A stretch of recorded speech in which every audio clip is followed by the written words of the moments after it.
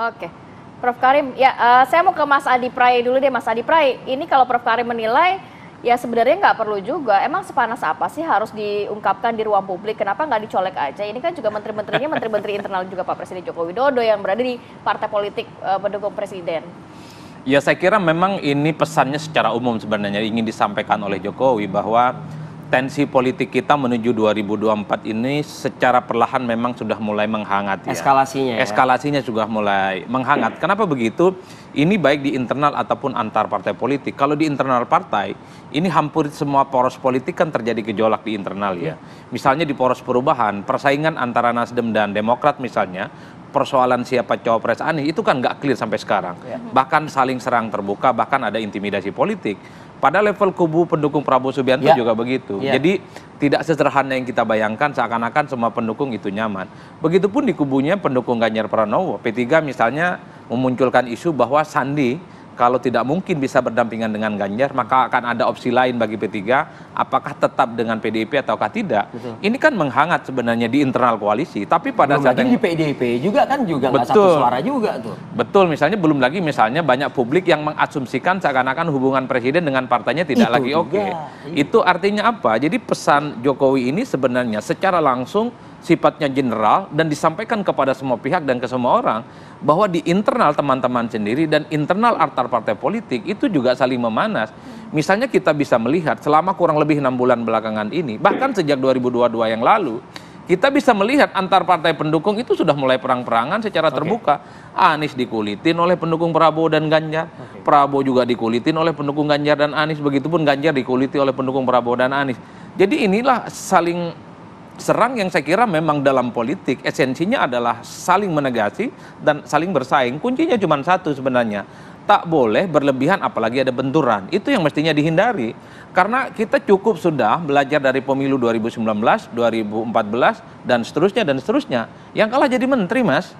Nah, sementara yang di bawah itu berkelahi menganggap pemilu seperti perang agama. Tapi kata Prof Karim tadi, kali ini yang di bawah grassroots-nya santai-santai, masih merasakan kemeriahan HUT RI begitu. Kayak elit partainya aja nih.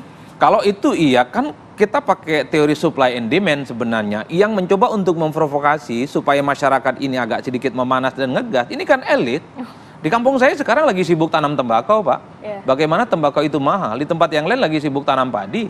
Di tempat yang lain tanam mangrove, sibuk memang. Tapi kalau sudah jelang pendaftaran ke KPU, semua kontestan, semua elit, semua tim sukses ini memprovokasi kepada publik bahwa calonnya lah yang paling benar, yang lain itu haram. Dengan segala cara. Dengan segala cara, ada pakai isu agama, pakai isu tentang gender, pakai isu-isu yang lain lah. Oh ini dekat Aseng Asong dan semacamnya. Provokasi-provokasi seperti ini yang kemudian membuat suasana politik kebangsaan kita itu tidak nyaman. Padahal kalau kita belajar dari 2019, kurang keras gimana Jokowi dan Prabowo, Pak. Tapi kemudian berangkulan satu sama lain yang kemudian saling memuji. Bahkan residu pemilu 2019, Pilkada DKI 2017 itu sampai sekarang masih terasa. Orang masih musuh-musuhan hanya karena persoalan beda politik. Cukup sudah misalnya 2019 orang cerai gara-gara beda pilihan, Pak. Kuburan dibongkar itu gara-gara dukungan politiknya beda. Untuk apa dikeluarkan ini semua? Dari kartu keluarga karena pilihan politiknya berbeda. Betul. Yang ingin saya sampaikan adalah di level elit politik itu soal untung dan rugi. Yang nguntungin jadi teman, yang ngerugin tidak jadi kawan. Nah, sementara pada level masyarakat enggak. Jadi sentimen, jadi emosi, dan itu seakan-akan mendarah daging. Permusuhan itu ya abadi. Makanya suasana kebatinan ini sampai saat ini sebenarnya tidak sepenuhnya selesai. Kalau ini ditambah dengan suasana politik yang panas menjelang 2024, waduh. Triggernya apa sih Mas Adi? Apa karena kemarin Sekjen PDIP mengatakan atau mengkritisi tentang food estate sehingga Pak Jokowi merasa ini harus di-up begitu ke publik? Ya mungkin salah satunya ya. Artinya apa? Menuju 2024 ini kan dalam tanda kutip kelihatan mulai ada terjadi perang saudara juga di internal partai pendukungnya Jokowi. Gerindra dan PDIP sudah mulai saling sindir soal food estate.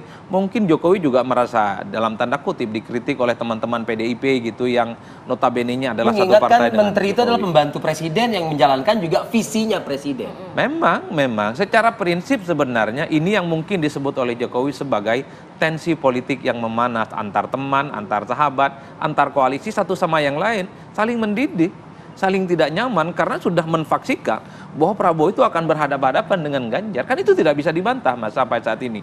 Kalau Anies lain cerita, kan memang dari dulu mazhab politiknya berbeda.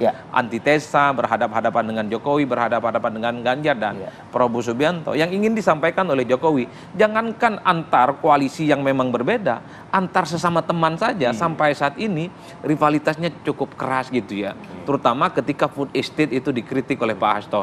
Kritik Hasto itu secara tidak langsung menyasar dua hal, mengkritik Jokowi dan mengkritik Prabowo Subianto. Nggak mungkin mengkritik yang lainnya.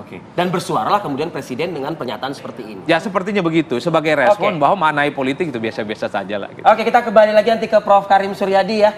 Kayaknya lagi mencermati pernyataan Adi Praetno dengan seksama kayaknya ya. Prof. Karim, kita jeda dulu Prof. Kami akan bertemu dengan Anda lagi usai jeda. Pada berikut kami akan kembali.